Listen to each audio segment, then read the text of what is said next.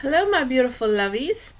So I'm sure by the title of this video it's going to be a little bit different than normal in the narration part. This is still a mobile home clean with me. I'm still going to clean my mobile home. But while I'm cleaning, I just want to talk a little bit about what I'm going through, and I hope to help others that are going through similar things, because the more that I'm open about what I'm going through, the more I come across people who are going through very similar things and are struggling. And I think it is very important that when you are going through things in your life, whether it be anxiety or pain or a disability or anything that kind of interrupts your everyday living and your normality, it is major, it is life altering, and it is definitely a big deal. And I think too many people kind of play it off as passé and not a big deal because it doesn't affect me. And also I think some people around us, not all people, some people are very understanding, but not all. And some people just have this mentality of, well, alright, so you're dealing with some anxiety. Okay, you have some pain. So do I. That doesn't stop me from doing what I'm doing. Just stop being a big baby about it. Put your big girl panties on and go about what you need to do. And let me tell you, that is the farthest thing from the truth, and it is actually cruel. And I just want to talk to you about some things that I am learning as this brand new thing in my life has developed, that I hope will help anybody out there dealing with anxiety, panic attacks, any kind of disorder, pain, anything that just keeps you from living your everyday normal life. And mentally you're struggling to do the things that you know that you need to do, but don't feel like you're in a place or feel normal to be able to do them. And I think it is so important to talk about these things. Mental health is so important. Physical health is so important. And absolutely, positively, 100% knowing that you are not alone is the most important thing to me.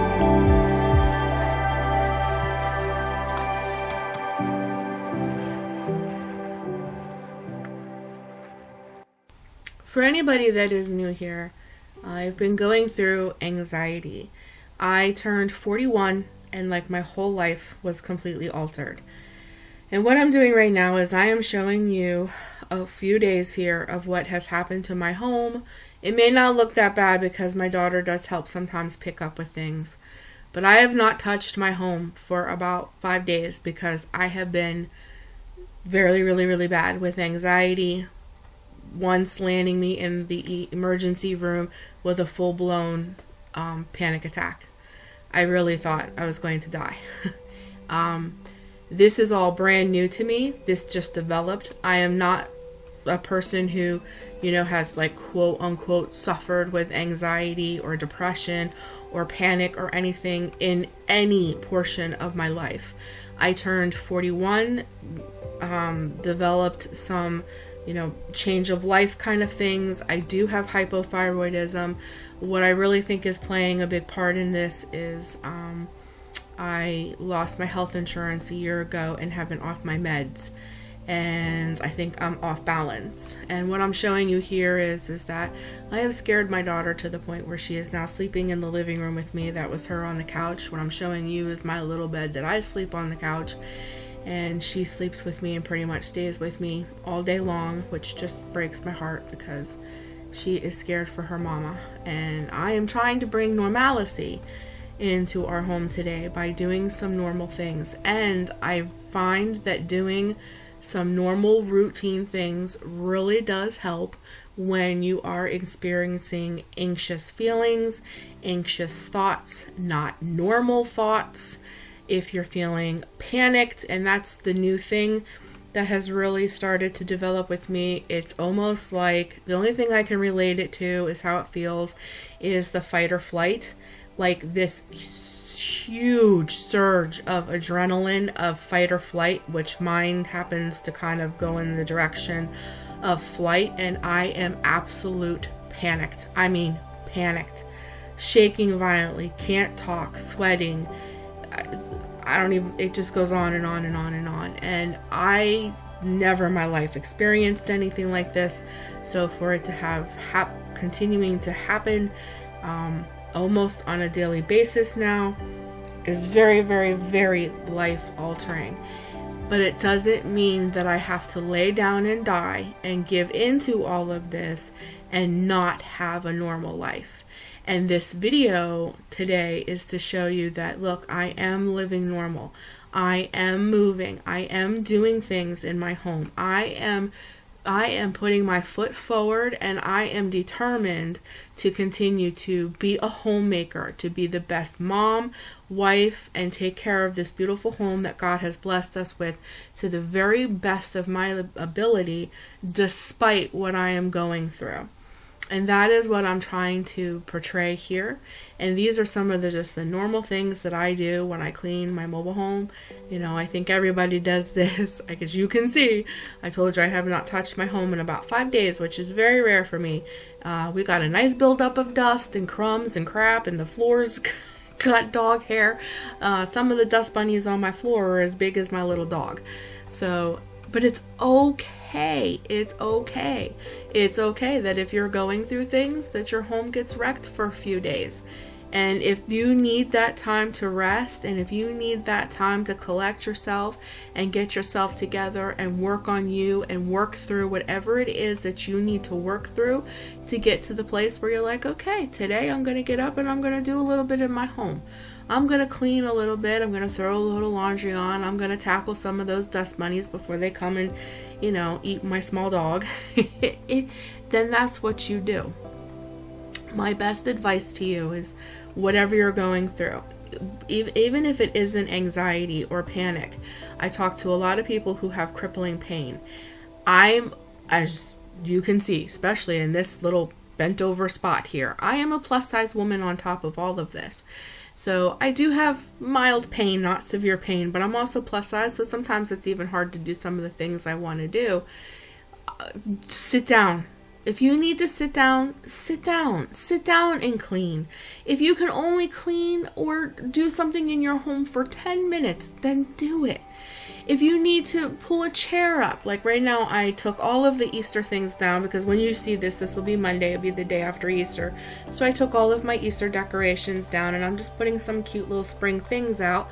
So, you know, if you need to pull a chair up and sit down and take all of your Easter decorations down, dust and put some new spring stuff down, and you know, when you're done, you go put the chair back and that's all you do, then that's all you do, and that's fantastic.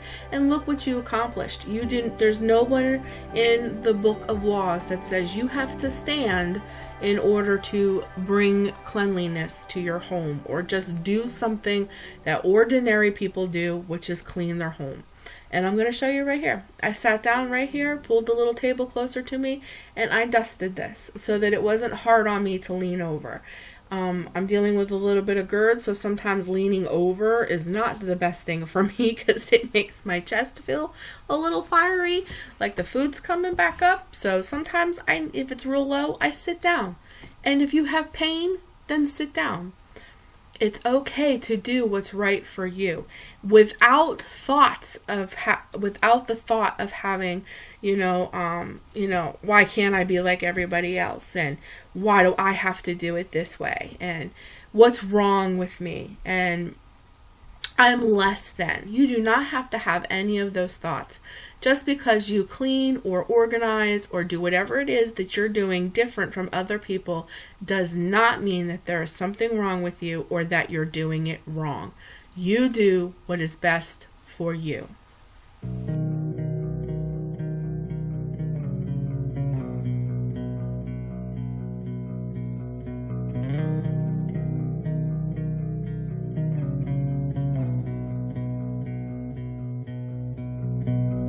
I'm used to give all I have. I'm used to get nothing back. Wherever I go, it's the same. There's no excuses, no one to blame. Sometimes I can understand how it can be so hard to stay out of pain. But with you everything has changed. even though we both stay the same. Would you call me on the midnight train? Will you come over when nothing's right? Another one of my fantastic coping mechanisms is Jesus. Is if I need to take a break, which I do, I take a break right here. My thoughts were a little odd, getting a little way with me. I sat down with my Bible. I started to journal. I journal about how I feel. I find scripture to combat negative feelings or things that just don't make sense to me. Scriptures about peace. If you love Jesus, this is a fantastic way to really bring peace to your spirit. If you're dealing with pain, find scriptures about Jesus healing you and bringing health and wholeness to your body. If you quote unquote are not religious, then another way that you can go about this is writing down positive things. Write down a list and check things off that you're getting done today. Tell yourself good things. You are beautiful. You are smart. You are more than able to do what you need to do.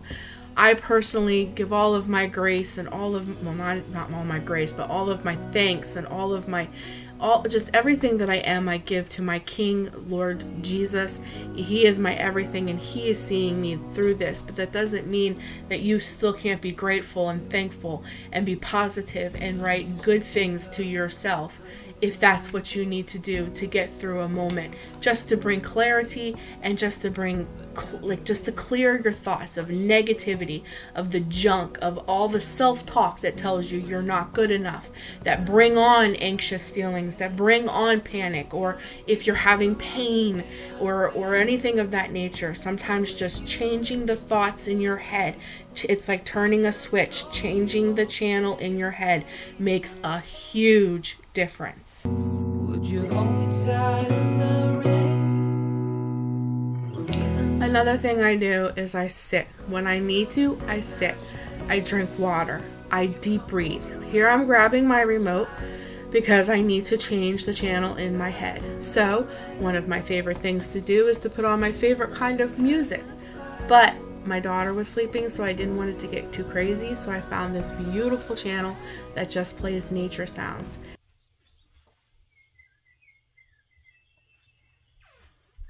And that's what I did.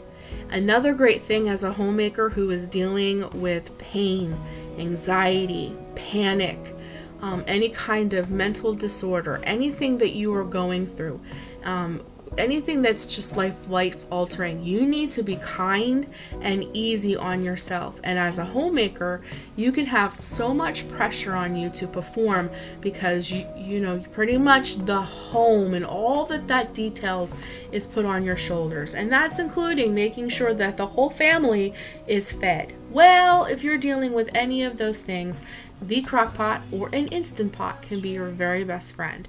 And he has been my very best friend. So I just be very easy on myself. I'm just going to throw some chicken in here on slow cook. I'm going to add a whole bunch of like yummy spices on it. I'm going to let it slow cook the whole day. And when my husband comes home from work, I will have a huge crock pot full of yummy chicken that kind of tastes like tacos. And I'm going to make everybody a quesadilla.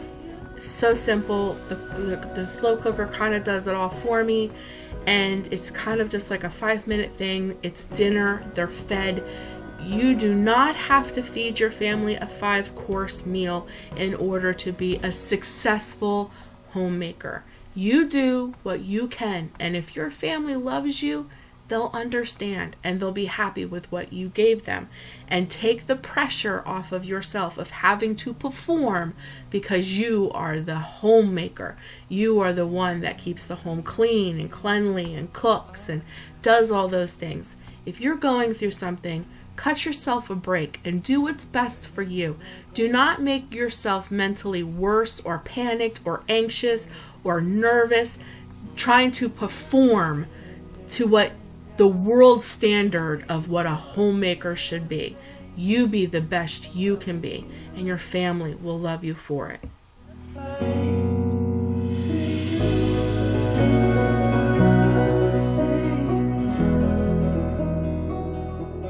See you.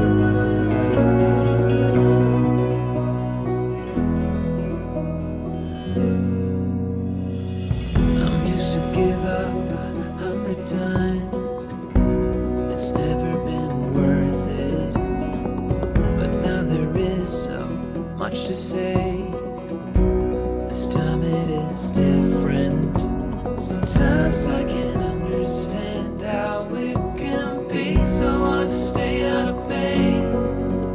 But with you everything has changed, even though we both stay the same. Would you call me on the midnight train? Would you come over when nothing's right? Would you hold me tight in the rain, even as we're having a fight? Say you would, say you would, just say you would.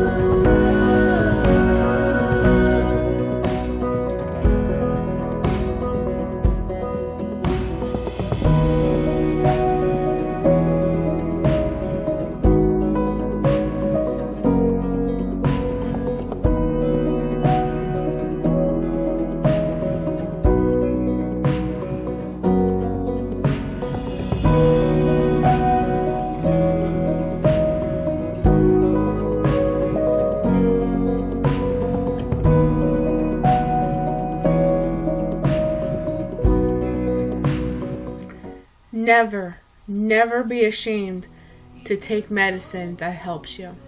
And that's why I put this in here, because I want everyone to know that the ER gave me medicine to help with my panic, and I am not ashamed to take this medicine to help me be back to myself and to be productive and to get back to a place of normalcy and to do the very best that I can. And if that pill aids me and helps me, I will not be ashamed to take medicine to help me. Take lots of deep breaths, let it out, do the best that you can do, and see the pills that you have to take as helpers. They're just helpers. They're like your dishwasher, your microwave, your washer, and your dryer. You're the main homekeeper, housekeeper, whatever you want to call yourself, but all of those little things, they're tools, they're aids to help you do what you need to do.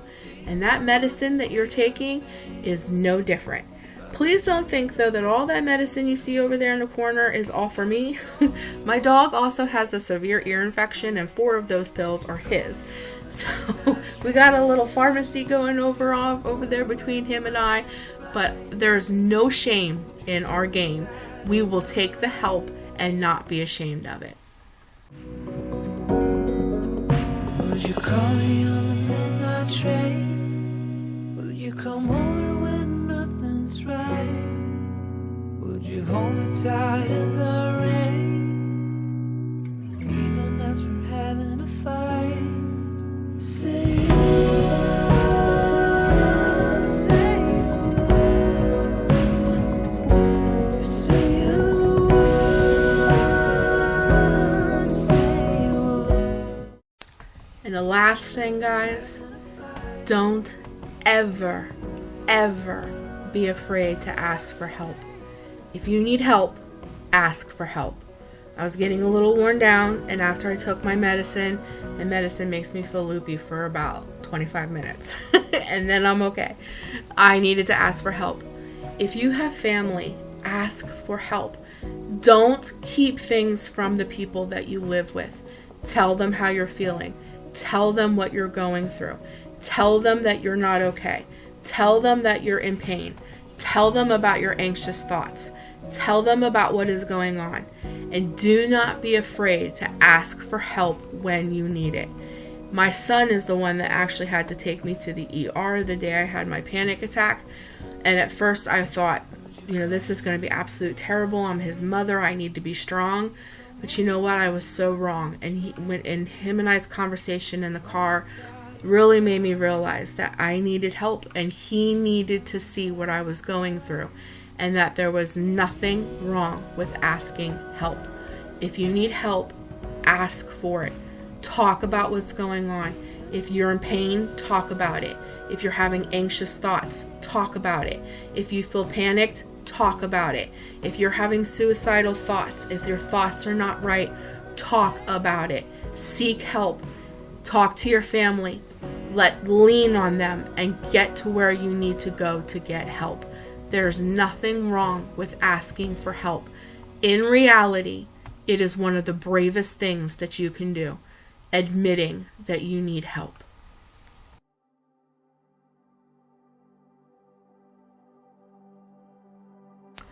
Well, my beautiful lovies, I know this video is very different than what I normally make. But again, just like I stated in my video, I'm being very open and honest about what I am going through. Big changes in my life, but that does not mean that I am not going to overcome this and come back into a place of normalcy. I am fighting every second of every day to get there, and I will not lay down and die. And I encourage you to do the very best that you can do as well, and just be you. I hope that you enjoyed this video. I hope it helps. I hope that if you are going through something in your life, this gives you some encouragement and some hope into your future. If you need anything, if you need help, don't hesitate to reach out and get help. I love you guys. And as always, stay humble. And whether you live in a mansion or a mobile home, do the very best with what God has given you, and He will bless you with more. I love you all, and I mean that from the bottom of my heart, and I will be talking to you in another video. Until then, bye guys.